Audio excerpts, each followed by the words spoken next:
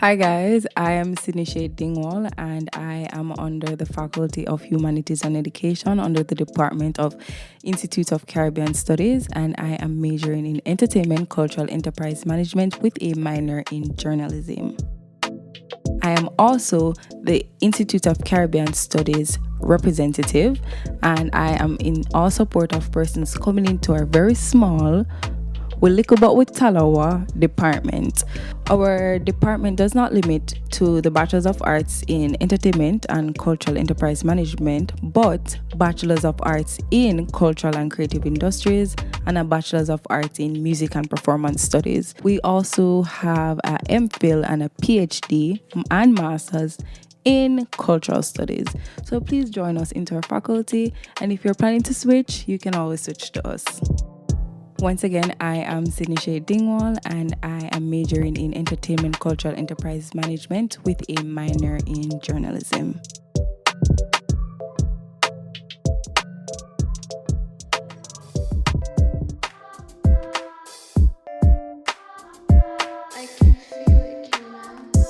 The Creative Frequency podcast is brought to you by the Institute of Caribbean Studies, ICS, under the umbrella of the Faculty of Humanities and Education at the University of the West Indies, MONA. You can find us on Apple Podcasts and Spotify, or wherever you can catch us. Thank you for joining us while we explore Jamaica's creative and cultural industries. My name is Rachel Ann Fenderson. And I'm Radhika Myers. Together we are R Squared, the co-host of the Creative Frequency podcast.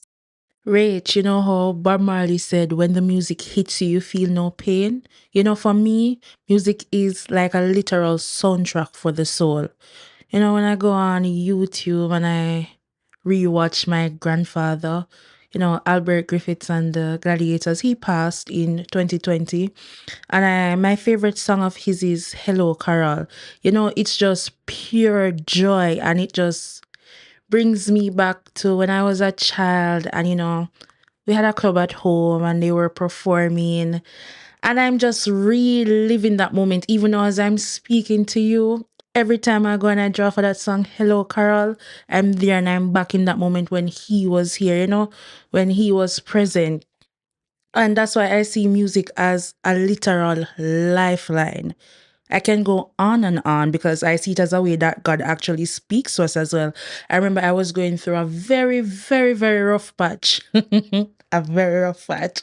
And I've never really engaged with this song before. I would have heard it on a one-off. And in that moment, I heard the lyrics in my head. I hear you whisper underneath your breath. I hear your SOS.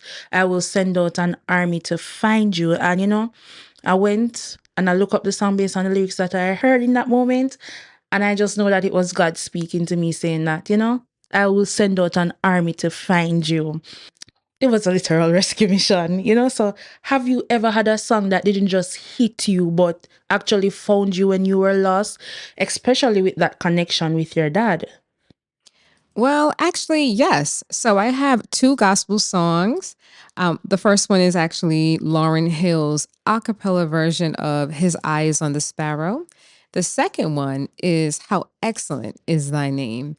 Now, I love that song. I remember singing it as a little girl in the choir, and it was actually my choir director's favorite song. And when she passed away, we sung it for her at her funeral. It's such a beautiful song.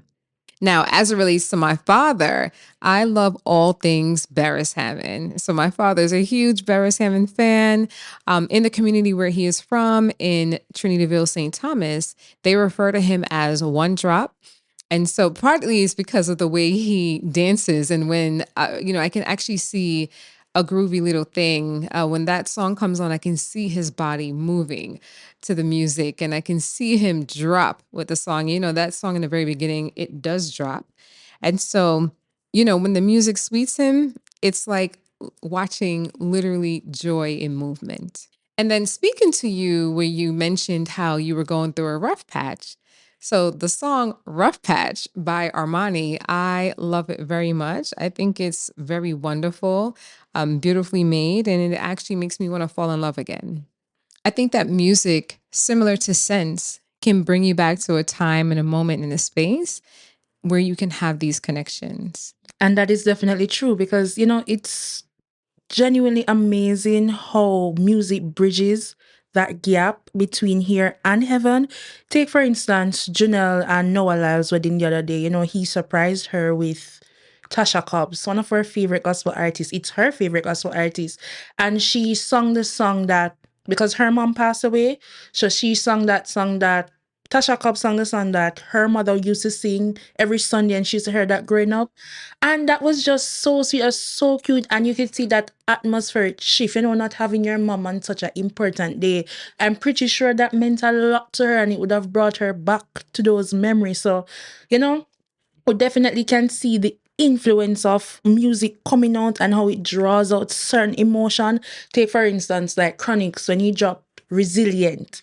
Coming out a hurricane, Melissa? Listen, oh, it did something to my soul. If I ever forget to hold your hands, I know it can feel like together we can. Music is just super, super, super important and it speaks to the soul. So when the music hits you, you feel no pain. And again, when the music hits you, you feel no pain. We have to talk about that influence because we know we have positive music and we have negative music, and you have to be careful what it is that you're feeding your soul. When Jamaica say eat what you grow and grow what you eat, you have to be careful what it is that you're actually listening to, what you're putting into your soul. And I speak on this because as a creative Christian, Christians in the field, whether in culture or a creative field, can tell you that there's always this line, this boundary of what can I indulge in? How do I ensure that I'm keeping on the straight and narrow path? You know, letting my peace reflect what it is that the Lord requires of me, and not, you know, drawing into that other aspect that is worldly and is not of God. And that's Which is why you shouldn't hang out with persons like myself who draw that from you all the time. Busting out ladies or love ladies or down, reasons why you shouldn't. God, it's okay. Forgive us. You know where our heart is. You say that and I have to laugh, but it's so true because music is so contagious and you have to be careful as a creative Christian this space that you're in. But that's why we love artists like Prince Saj. He was a dancehall artist, now converted into Christendom, doing the work of the Lord. And he pumps hardcore like dancehall tracks with the word of God, gospel rhythm, fully Jesus. And it's being authentic in the sense of showing you that, hey, dancehall rhythm can produce positivity. 100%. It can produce the word of God. It doesn't have to be, shooting, killing, and all of that. I was about to say that good stuff, but it's not good stuff. Also in love, there's some love in the dance hall. Yeah. That is true. There is love in the dance hall. We can't take that away from them. But, as creative Christians, we just have to be very careful what it is that we vibrate to.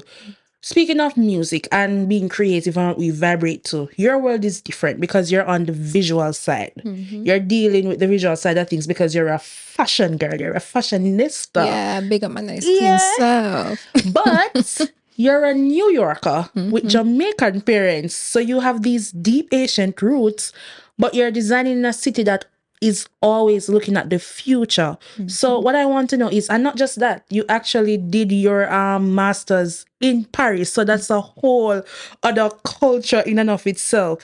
So is it hard for you to honor that Jamaican legacy in your clothes, in your design, without getting stuck in a souvenir box? How do you keep it authentic to the island, but still make it feel like the other experiences, the other cultures that you've, been engaging in, being a New York and also learning fashion design in Paris? Okay. Well, I can speak to that on a few levels. So firstly, there is me building and creating. And usually when I'm doing that, I'm in a room that has no visual content on purpose. So I don't get influenced by, let's say, other designers or other creations. But I'm usually listening to 90s dancehall, 2000s dancehall. Yes, I'm in there. I'm in it. Love it. Remind me of my teenage years and then my college years. Yeah. 100%. So that's usually what I'm listening to while I'm creating and while I'm designing. And then oftentimes, as we were just saying, like how music can really influence you, those musicalities, those elements, those artists, sometimes it could just be the bass or the deepness of their voice, or even if I can hear the hurt in their voice or joy in their voice, that tends to show up in my garments, and it will show up in my creativity. So for instance, the Supernova collection that I created does have some dancehall elements in it, or what can be visually taken as dancehall elements. Even though for me, it was just creating, right? And, oftentimes using things like mesh, whether it's the big, like 1.5 inch mesh that's utilized typically for like knit marinas, or if it's something like women who are going to wear mesh stockings with like some bati riders, and then maybe that might be the essence of what shows up in like dance hall in terms of just not just the music but also like your style, style can't spoil, kind of thing. How like even that, like even me hearing buju in my head, show up in this way. That's how I hold on to a cultural essence specific to Jamaica. And then, for me, growing up as a Jamaican American, everything about me is Jamaican. My parents are Jamaican. The food is Jamaican. In the household, everything, right? What we're listening to, WLIB on the radio, like everything is Jamaican oriented. My family members, when they come over, everybody's speaking in beer patois. That's it, right? And the minute I leave my house, then I'm in the Black American world. And that also influences me, right? And that influences me as a New Yorker. And then the New York essence as a whole. And then there's also the Black New Yorker essence also. There's like different layers. I can say that all of these different energies, all of these different vibes, all of these different cultures exactly makes me up to be who I am, right? So I wouldn't quite say I'm one or the other. I'm, an amalgamation of both things. Like as our future guest will say, a collaborative effort. I think that these things defines me, defines my essence, which then informs my craft and defines my craft. Also, Jamaica's everything. I love Jamaica down. Of course, it's in my heart. It's in my spirit. It's in my hair, my skin. Jamaica made my parents. I'm in Jamaica. Where are you? Come on. Big of Jamaica always, right? And those things made my parents and the ancestors, and I keep it with me. And it made me like even, and I came back to Jamaica in my adult years. And one of the things that was super important to me is going to visit my great-grandparents, my great-great-grandparents, my great-great-great-grandparents. All of those things like also inform my identity, because for me, I couldn't see it, right? I largely only heard about like Black American culture visually on TV, but then to go and see my people and see where they come from and walk those same roads and go to their house and see like what furniture they chose. And then also to, find out like details, for instance, on my father's side, that I am the great granddaughter of Paul Bogle. Like those things mean so much to me, So it's like for me, Jamaica could never be lost for me. It's in me. It's on me. It made me. It's my texture. It's everything. Even though like the language or sound of my voice may not speak to the essence of Jamaica. Whatever. Whatever. But you can definitely hear like, the love and the energy. And that's something that my parents put in me. They put Jamaica in me 100%. Ooh, and I really do love that for you. I love that, we're seeing where you're preserving that Jamaican cultural legacy in your pieces while simultaneously taking all the experiences from being a New Yorker, being in France, getting it done. I love that balance, and I love that you're actually stewarding the talent that God gave to you, because, I've heard this before. I don't remember who it's from. Don't sue me. But is that when an idea comes to you, it's because that idea needs to be born. And if it's a case where you don't run with it, it's going to go to somebody else because it needs to come to fruition. In fact, I can vividly remember dreaming about writing poetry, finishing assignments, and for the life of me, I wake up and can't remember them. I cannot remember them. And it makes me think, is it a case where, I wasn't in that position to catch that frequency ready to get it birthed, So I say this to say that, have you ever like dreamt of your designs before you actually do them and you get them fulfilled? Any experience like that? Yeah. I wake up and I call it a dream mare, because not a nightmare, a dream mare. Real time. I will dream something. I will dream a garment. I'll dream a hat, sunglasses. Oh, even the color, texture of fabric. I jump up quickly. I got to write it out. I have to sketch it, something very quickly. And the reason why I have to capture it at that time, I'm so groggy and I don't want to forget, because most times if you wake up and then when you go out to sleep and wake up again, you're not going to fully remember the dream. That absolutely happens to me. And then I would say on the academic scholarship side, I have real-time dreamt out sentences, paragraphs, thesis titles. Oh, there's a academic scholar or primary source. I know where to go and find it now because I went to sleep. Tapping into another portal or another frequency, right? So usually when that happens, I try to make sure I have notes or a pen by my bed so that I can quickly write it down. If not, I know I grab a cell phone. I know they say you shouldn't interact with your cell phone when you first wake up, but if it's the only thing that's there, I do, and I write it down 100%. That's happened to me many times. Do you ever get the feeling though that if you don't, like me sure say, sometimes I can't remember mine. Others I do, and I actually write them. But do you ever get the feeling that if you don't tap into it right then and there, that it will actually move on? Like somebody else are gonna come up with something where you think of, and you're gonna see it and you're gonna say, oh my God, look how I wanted to do this. Who God bless, no man can curse, because what is for me cannot miss me. No, here's what. There's some truth into that, because even talking with my father, come on, big up daddy. One Leroy on the app. Big up the nice Leroy Solomon Fenderson. My dad, told me this story about how he's like, you ever notice that there would be one monkey that's trying to figure out how to open up a coconut? And then when he figures it out, then all of a sudden 1,000 monkeys know how to do it.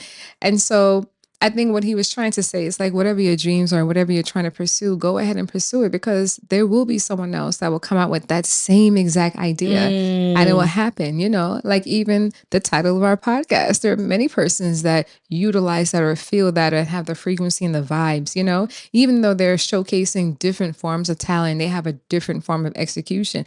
Also, I mean, big up Jamaica always, because, Creative Frequency Podcast, everything, the Clock essence. it. Okay. Creative culture. Where the vibes meet the vision. Excellent. So I would say it's true. I think you should tap into the things that you are trying to create and do them as soon as you can. And if there are moments that you can't do them as soon as you can, my sister also told me, even if it is that a person is either copying your idea, imitating your idea, or they came with the same exact idea, no one is going to do it the way you're going to do it. So amen to that. Do it, execute. Yeah. And that's true, because, catching the frequency is only half of the battle. It is what you build with it that actually changes the world. It's that transition from being a listener to being a sonic architect who leaves a blueprint for the next generation. My grandfather redrew the map for his generation. He took the sound from Jamaica, breaking into international barriers in Brazil and Europe when the doors were still closed. And that is what we're trying to do. We're trying to do this same thing now with this podcast. And, in our own endeavors as respective creatives in different fields, we're trying to do that. And whether it's through our dreams or honoring our roots, we have to be ready to build. And our guest today is the ultimate example of someone who stays tuned into that higher frequency to create something that the world has never seen. Rach, you have the honors. Thank you so much. And thank you for allowing me to introduce the wonderful, brilliant Runkus. Yes, that is a talent beyond talents. He has the it factor. Now is actually a good time for us to take a quick commercial break. Hi everyone, my name is Ray Hitchens and I'm the coordinator for the Music and Performance Studies program here at the Institute of Caribbean Studies, UWI, Mona. My background is in the music industry, where I worked for many years as a touring and session musician, but also as a producer, arranger, writer and audio engineer. As a trained musician, I'm a performance associate with the London College of Music, but I also have a PhD in ethnomusicology from Leeds University in the UK. I would like to tell you a little bit about the music program that we're offering here at UWI and the kind of student that it is aimed at. Our music program is unique in the region in that it's an academic music program. And that means that it's not aimed at practicing musicians, people who are interested in being performers. Although we do have students that come into the program that have a performance background and then want to round that out with an academic perspective on music. The degree is more aimed at students that have an interest and passion in music, and that interest and passion can be used in the subject matter that we cover in the courses to achieve critical reading, writing, and thinking skills, which are common to all undergraduate programs at bachelor's level. Having said that, we do recognize that students like to have a hands-on feel for some of the things that they are studying. And so we do offer introductory courses to music-related subjects like sound design. We do an introduction to the digital audio workstation. We study music production techniques. We look at recorded sound in Jamaican popular music and a range of other subjects that keep the student interested in the academic process. So if this sounds like something that you might be interested in, come down and see us and talk to us, and we can tell you more about the program and see if it's a good fit for you or somebody you know. Welcome back. We just heard from ethnomusicologist Dr. Ray Hitchens. Exemplar of culture, Grammy-nominated artist, vocalist, producer, and composer, Runkus. We are joined today by a visionary, vocalist, producer, and composer who is actively redrawing the maps of Jamaican music, Romario Runkus Bennett. Born into a rich reggae lineage as the son of well-known DJ Determined, Runkus has spent his career proving that while he honors his roots, he is not bound by them. From winning talent searches at 16 to becoming a 2-time Grammy-nominated artist and a Juno nominee, he has evolved into what many call a sonic architect, a creator who doesn't just make rhythms, but builds entire worlds. His reach extends far beyond the traditional stage. He has scored films, composed for major Caribbean brands such as Red Stripe and Flow. He has collaborated on sound installations for world-renowned galleries in London and in New York. Whether he is topping charts with the Inside LP or collaborating with icons such as Chronixx, Toddla T, or the Marleys, Runkus maintains a fearless commitment to a sound that feels both ancient and futuristic. He joins us on the Creative Frequency podcast to discuss his trajectory as an entrepreneur and an artist, and how he continues to push Caribbean creative industries into bold category-defining territory. Runkus, welcome. Give thanks. Give thanks for having me, man. It's so interesting to hear about myself.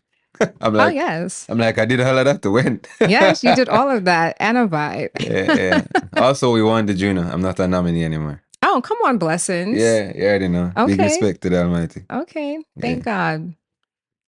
You were born into a reggae lineage as the son of Determined, yet you've consistently pushed your own sound into future-facing territory.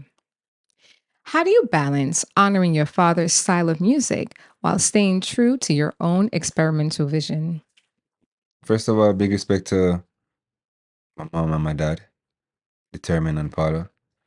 I don't know if I owe anything to... I owe something to them and the village that raised me, but I also owe it to the Almighty for placing me in the specific reality that I'm in. Certain civilizations believe that you choose the life that you want before you're born. So some people actually choose hardship because probably the life before they were wealthy. And they're like, yo, this time, let me try see if I can go through it with nothing at all. I clearly chose my parents.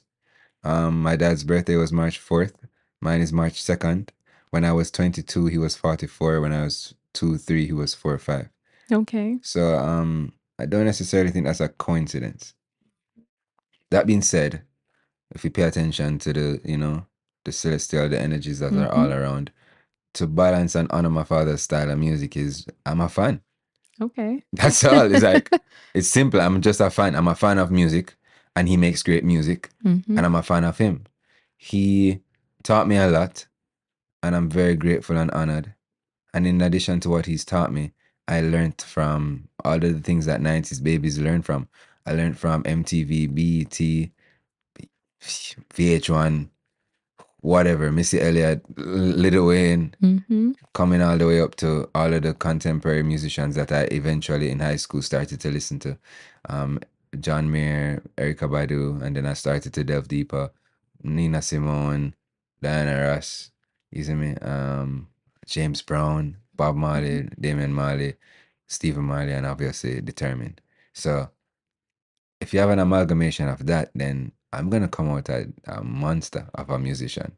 You see me?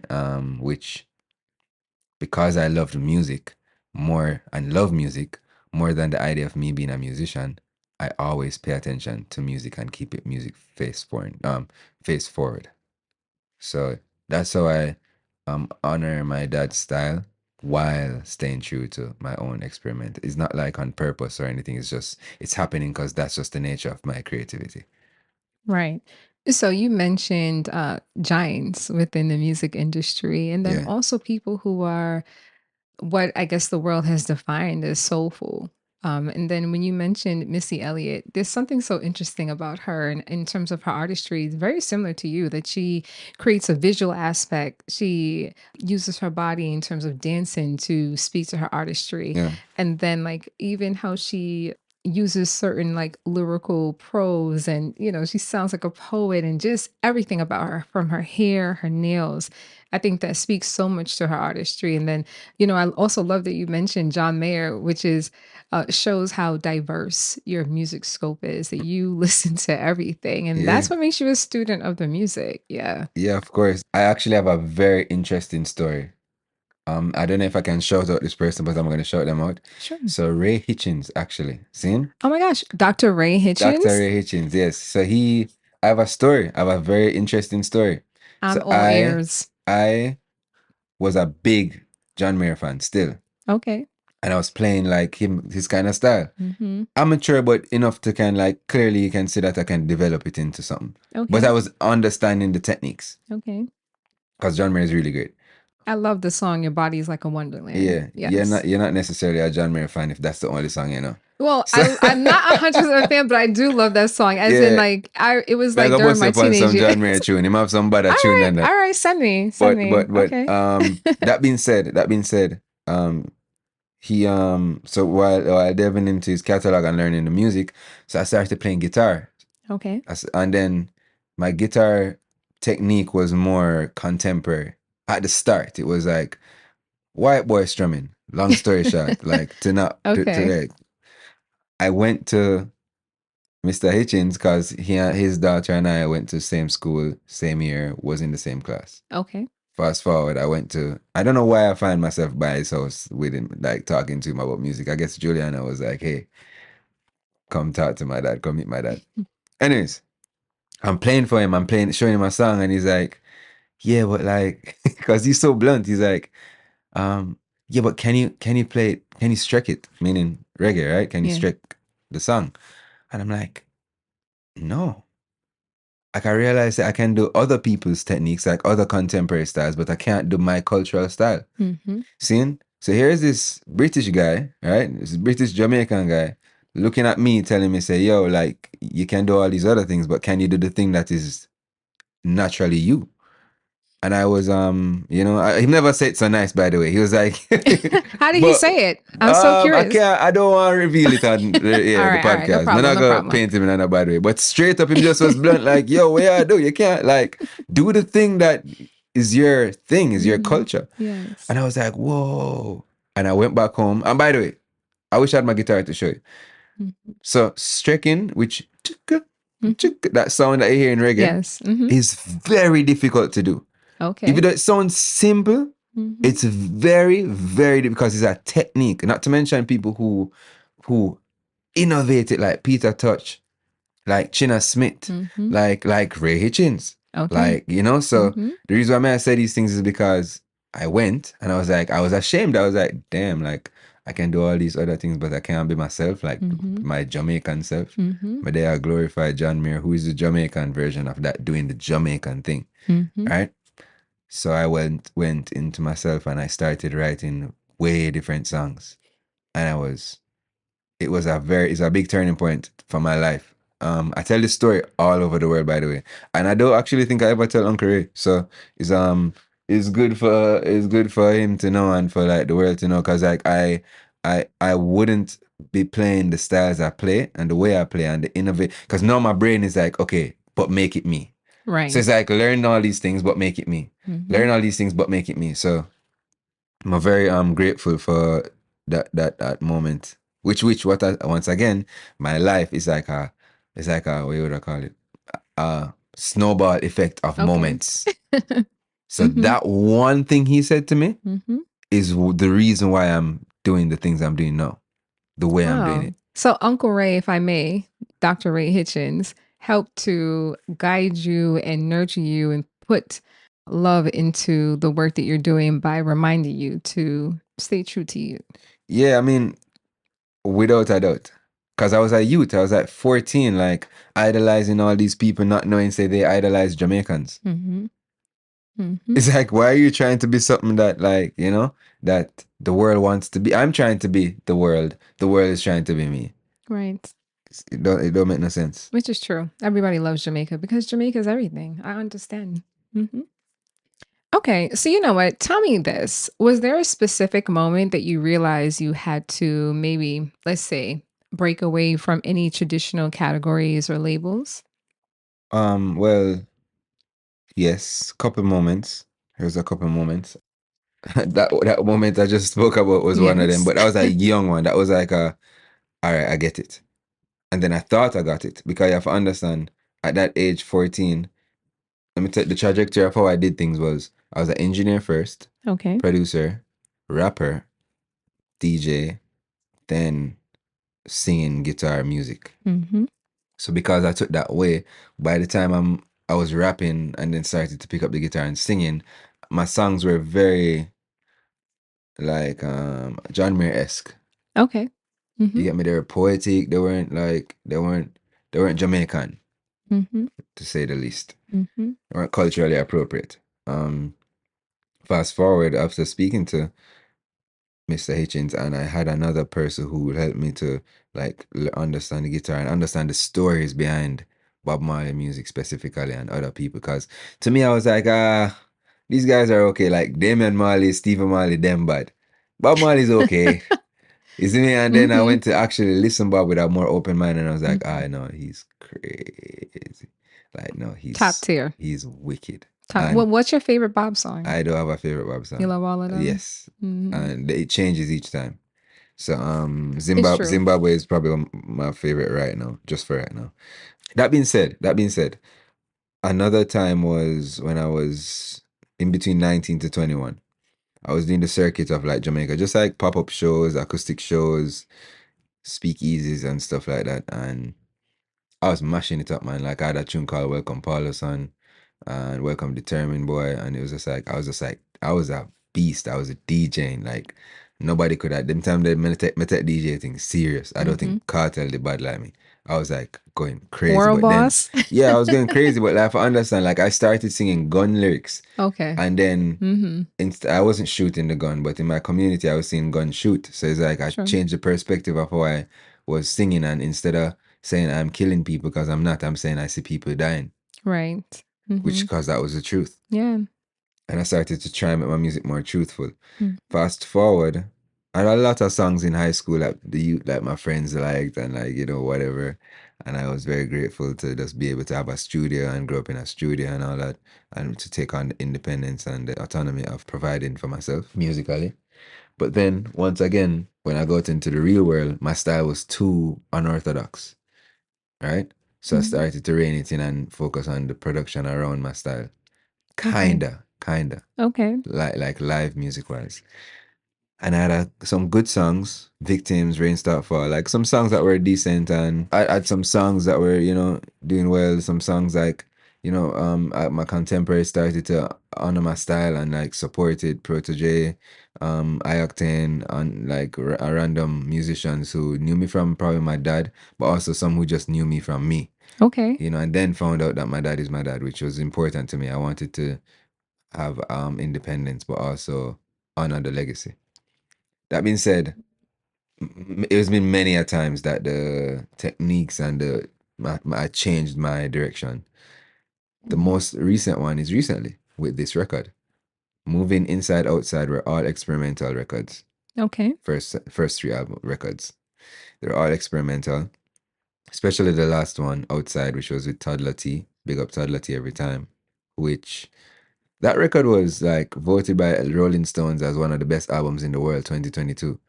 I love your Outside music. that is like my favorite so far that I've heard of yours. Respect. So yes, that means a lot. And to me, I was like, how am I going to top this? Like Idris Elba was on it, Chronixx was on it, like Kimani Mari was on it, and like this album sweep the floor with it. So I'm like, well, in a different way.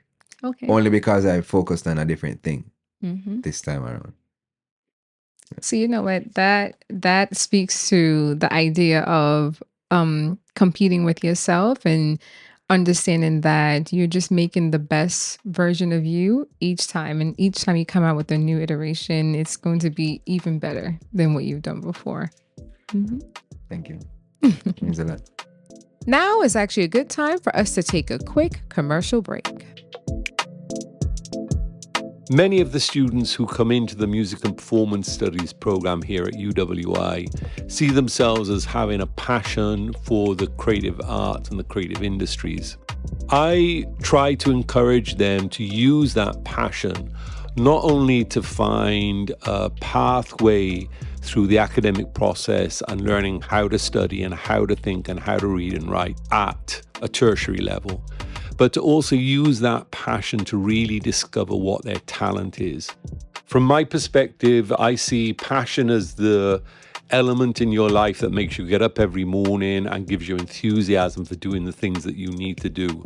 But your talent is the thing that you develop, that you build a career on and you earn money from. If you happen to be lucky and fortunate and your passion is the same as your talent, then all well and good. But very often what we find is that what we have a passion for is not necessarily where your best talents are. And so the program is in part at least geared towards trying to help students find a career path in an industry and a set of industries that can be very enjoyable and satisfying. But success in those industries and success in building a career is really dependent on you discovering what your talent is.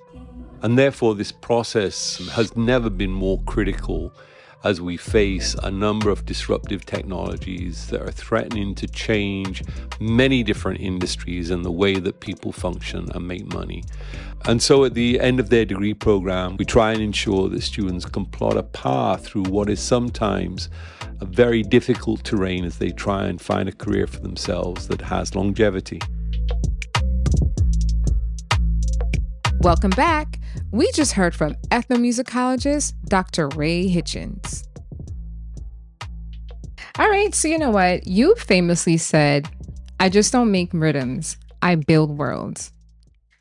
When you start a new project, like, for instance, Outside, as we were just speaking about, do you begin with a specific lyrical message or a certain sonic texture?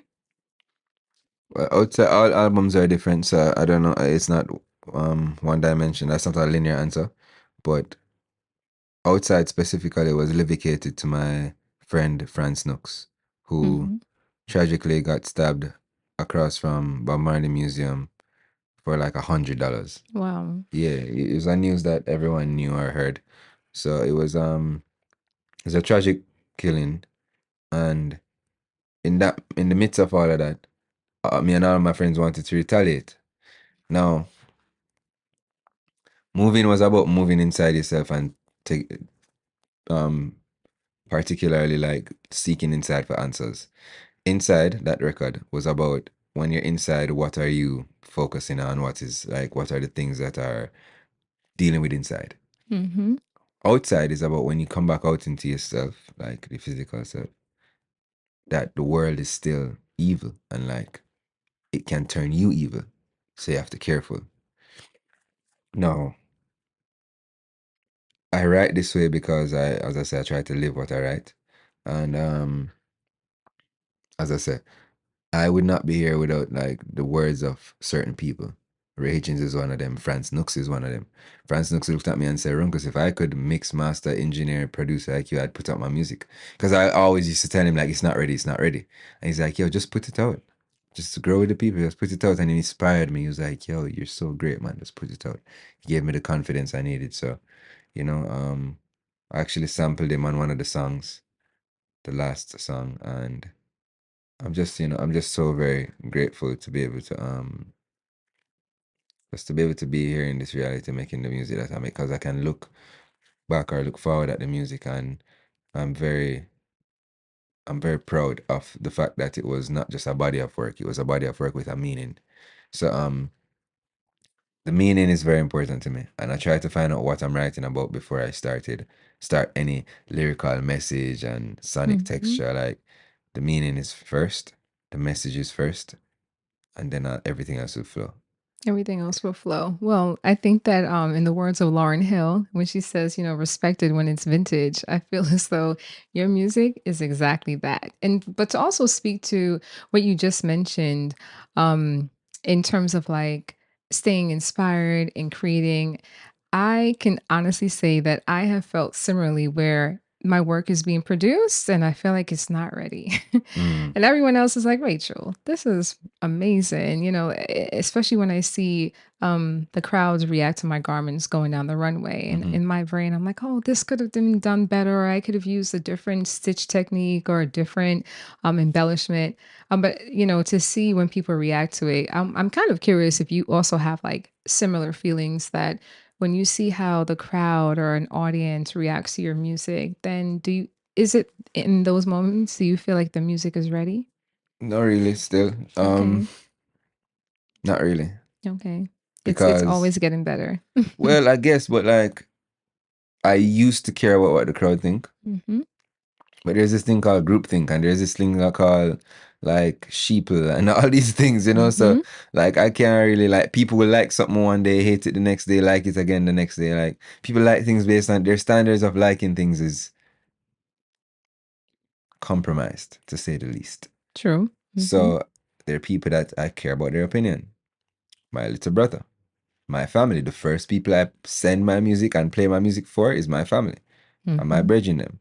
So if them say it miss, it miss. If them say it hit, it hit. So some things hit and it's just for the world to catch up on it, you know. That's true. So it's like, That's true. just do it bigger and better next time. More. That's my thing. More. That's the more. It's the bigger and better. Because the reality is you can't do all your ideas on one thing. That is true. Like, as you said, like, you know, sometimes the world has to catch up to it. I couldn't help but to think of Jay-Z when he says, you know, do you listen to music or do you just thumb through it? You know, and there are persons who maybe it will take them a little bit of time to catch up and say like, oh, wait, that's what this person Somebody meant. called me. I said, I'd posted this thing and said my music is complicated, right? And they said, what part of your music is complicated? And I'm like, one, you either don't know my music. Two, I know you know my music. So what are you asking me? Three, go listen. Like, because I've also tethered or tailored, I should say, like Rachel herself here. I've tailored my music in a certain way to be palatable. So I'm not gonna do certain things on one song that I wouldn't do on the next. It's just like, at this point, it's more about including the people. Okay. Well, I think that's really good that you are inclusive of the people and then making music that's palatable and then also speaks to you and is true to you and your feelings and your sounds. Right. Which actually brings me to the next point. How do you actually ensure your music feels both ancient and futuristic at the exact same time? I have no idea. Is it just the essence? Just what I guess I just take a whack at it and hope for the best. There's some songs that you will never hear because I will never let the world hear that, because it's just me experimenting, you know. More is my answer to that. Do more, and the more you make is the more you will know what you're doing.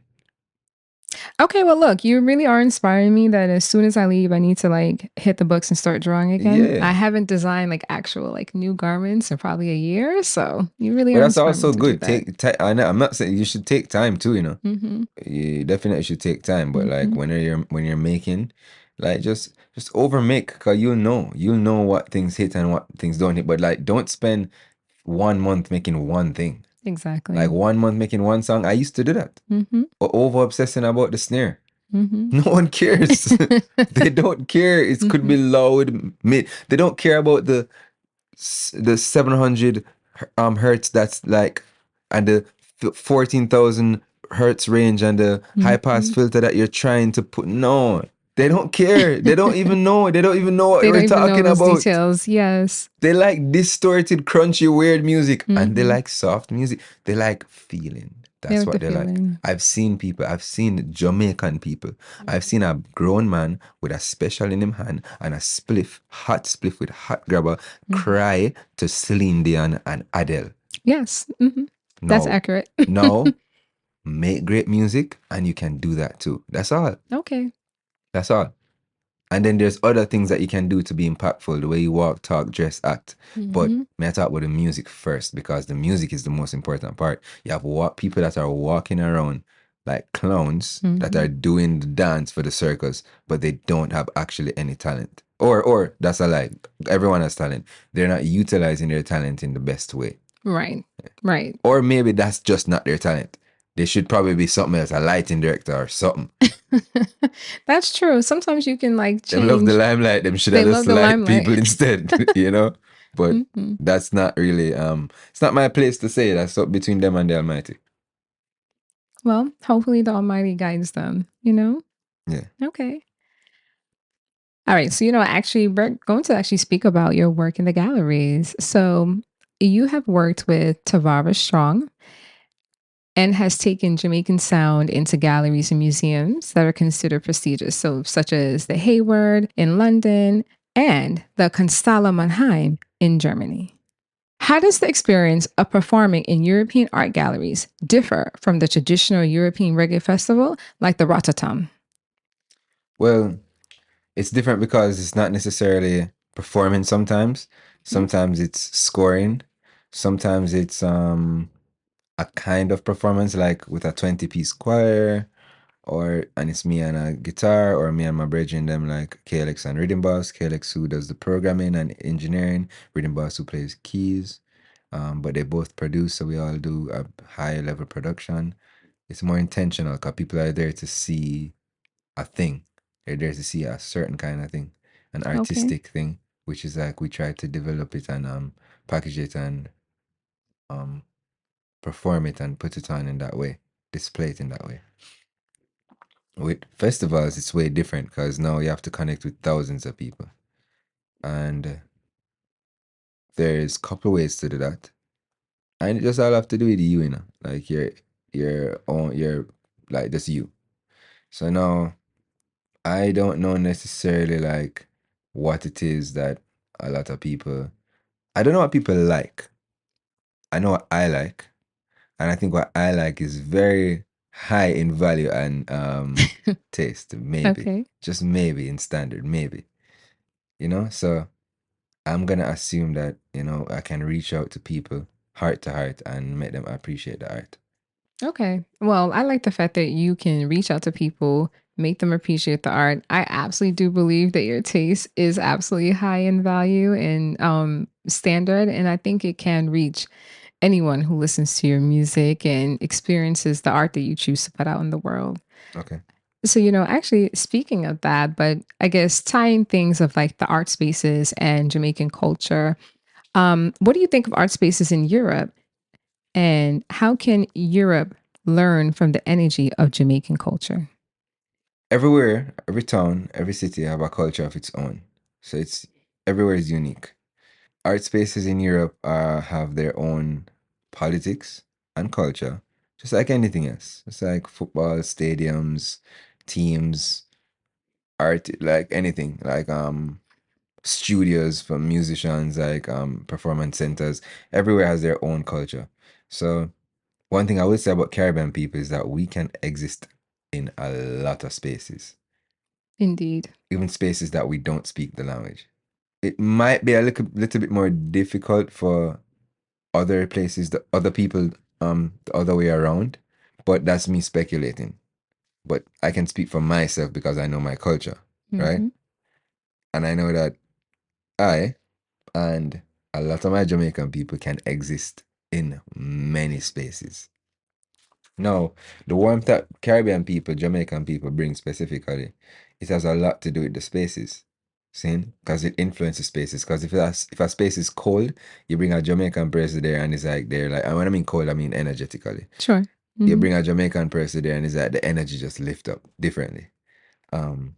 That once again, it's just all unique to each place.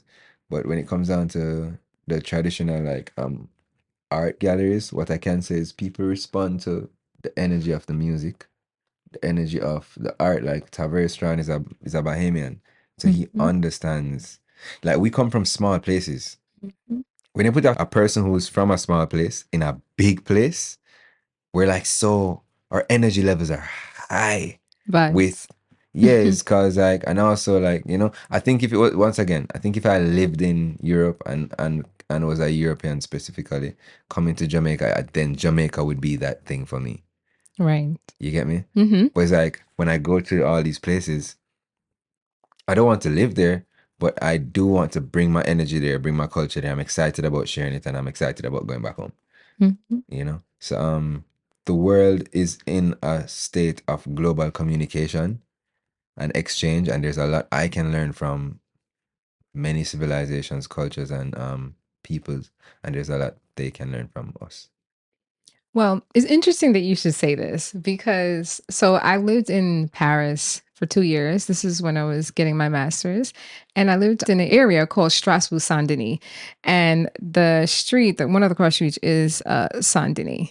And just on the corner is an idol shop Of course. that was run by Jamaicans. Of course. And I really loved that because I felt like, oh, a piece of home is here with me, Yeah. even though I'm so far away. So speaking to exactly what you were saying, like maybe not speaking the language fluently, but still being able to exist in your full self and very broadly and very loudly, and people receive it and love it. And then also too, like just up the road, there was a cafe that also in the day, and then at nighttime, it was a bar. And on the menu, they had like some drink. I can't remember the name of the drink, but one of the ingredients was Ray and Nebula. Hey. And Yeah. look about Watalawa. Of I course. loved that. I was like Well, home again. Yeah, of course. It's funny when I travel, I don't eat Jamaican food. Mhm. I don't eat Jamaican food outside of Jamaica, but I love to see it. Yes. I love to see it. And once again, as I say, like the Caribbean specifically is through history influenced by, colonizers. Mhm. So regardless, we're an amalgamation of culture. Sure. See? Growing up in an amalgamation of culture, we don't necessarily experience culture shock when we travel and or in other places. We're just like welcoming. So we're welcoming to Asian people. We're just welcoming. Mhm. Because we grew up see Mr. Chin up the road. You know what I Yeah, say? Like yeah. we grew up see this and we grew up see that, and Mhm. the word Chinese is not a bad word in Jamaica specifically. Right. But if you say that word the wrong place to the wrong people, Sure. you're in a problem. The reason why I'm saying that is because we're not really racially charged like that in the Caribbean, specifically Jamaica. We're more classist.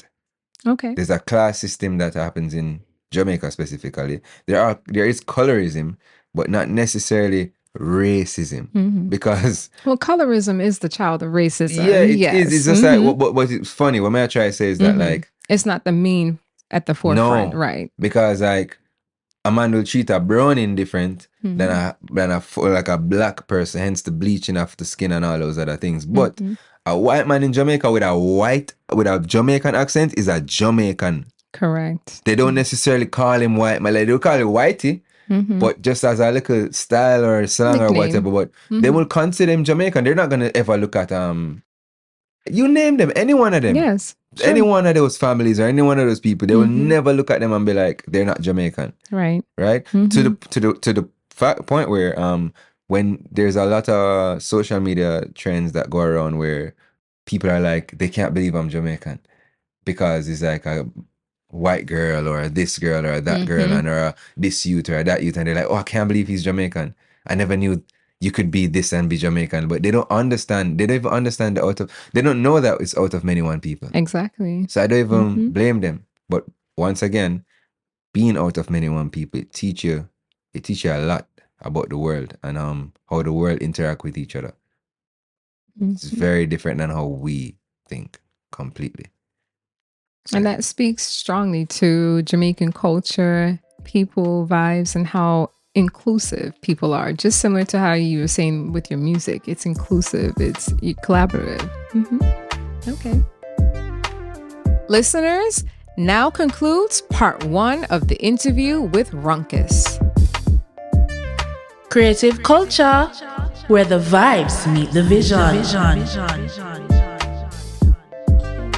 Special thank you to our guest, Runkus, host, Rachel Fenderson, and Radhika Myers, contributor, Dr. Ray Hitchens, our sound and audio engineer, Dr. Ray Hitchens. Musical selections produced and composed by Courtney Edwards, also known as Kingman. Our executive producer and editor, Rachel Ann Fenderson, and our ICS director, Dr. Dave Goss. The Creative Frequency podcast is brought to you by the Institute of Caribbean Studies, ICS, under the umbrella of the Faculty of Humanities and Education at the University of the West Indies, Mona. You can find us on Apple Podcasts and Spotify or wherever you can catch us.